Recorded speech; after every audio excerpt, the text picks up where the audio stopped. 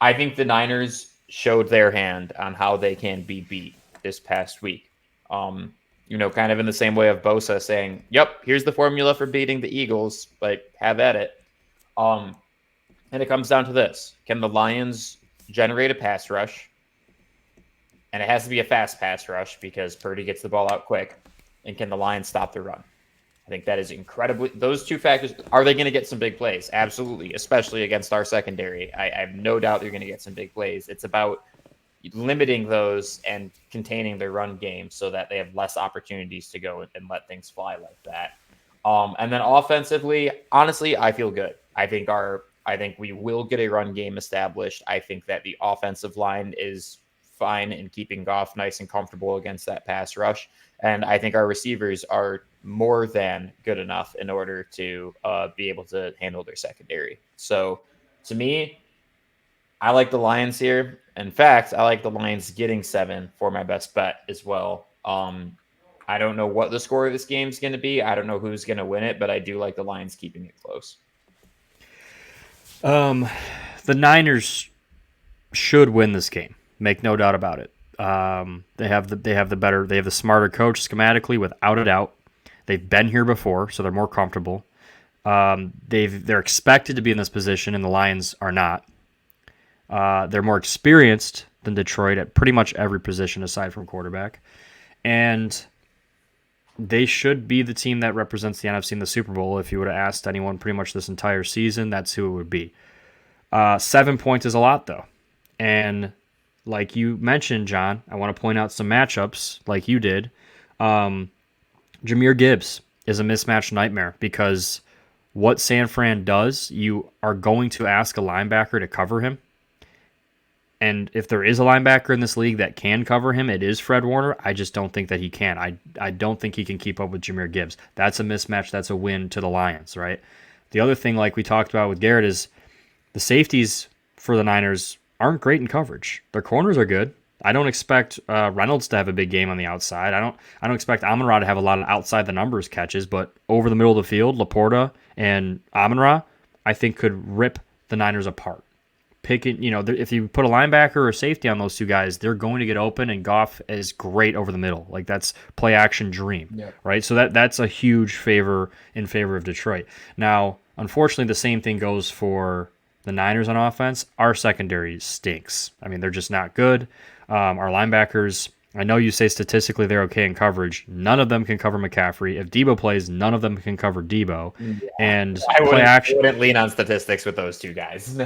And Brock Purdy, like, I know he's struggled, but he's not going to see a more favorable matchup than this ever. Like, our secondary is terrible. Our secondary gets lost. Our secondary doesn't communicate well in pass plays, whether in zone or man.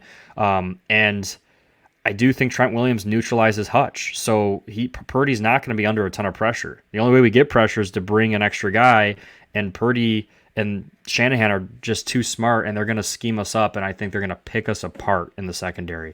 So I do expect kind of a shootout game. That's what I kind of anticipate happening, and it's going to be, does Goff make the mistake? Does he take more sacks?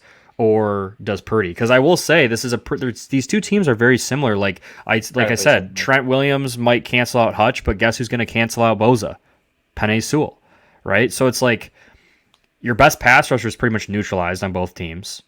You have two offensive lines that can run the ball very well. You have two defenses that typically stop the run very well, and you have two teams that are probably up there at the top two teams in play action in football.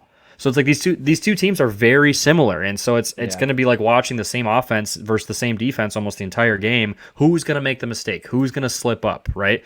I think I'd like it to be Purdy. I think Purdy has shown that he's definitely mistake-prone these last few weeks. He doesn't look the same as he did early in the season, and I think Detroit steals one. I really do. I'm not going to put in my best bets. I hope to God that my take is right here, but I think the Lions cover this spread, and I honestly think that the Lions win this thing outright, and you see a Super Bowl rematch of Week 1, the opening game of the year. I think you see Chiefs-Lions, both underdogs. It's an underdog weekend. That's what I think most people are probably rooting for Ravens-Lions because people are sick of the Chiefs, and people are sick of the Niners, and everyone the Lions are America's team. No matter what Garrett says, the Lions are America's team.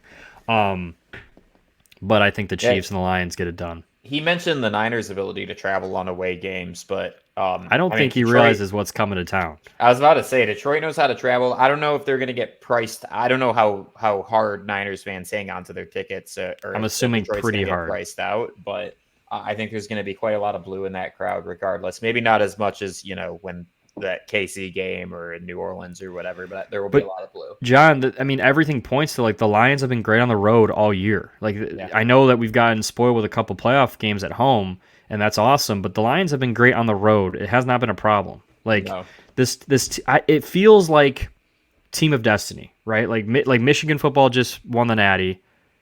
The Lions aren't supposed to be here. It just feels like team. Like you look at these teams, it's like what doesn't belong, right? right?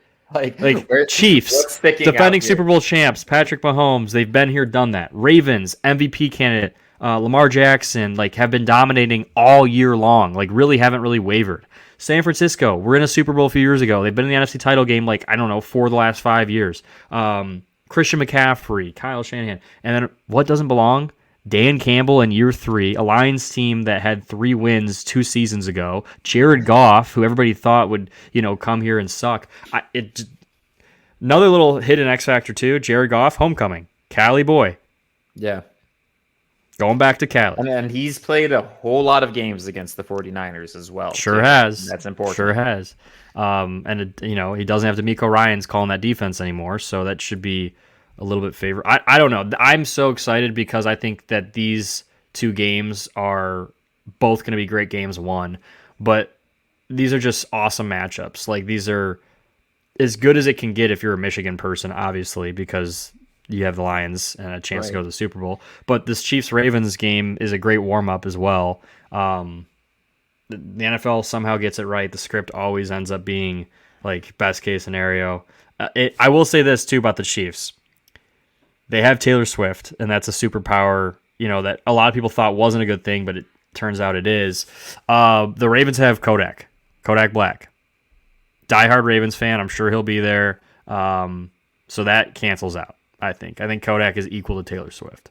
I will say this too. The way that Detroit fame has showed up to Ford Field the past couple of weeks, really cool, man. Like I kind of forget how many famous people are from Detroit. You had Jack White, Eminem, Kid Rock, Tim Robinson, Ninja. Like it's cool seeing those kind of characters pull up to the games too.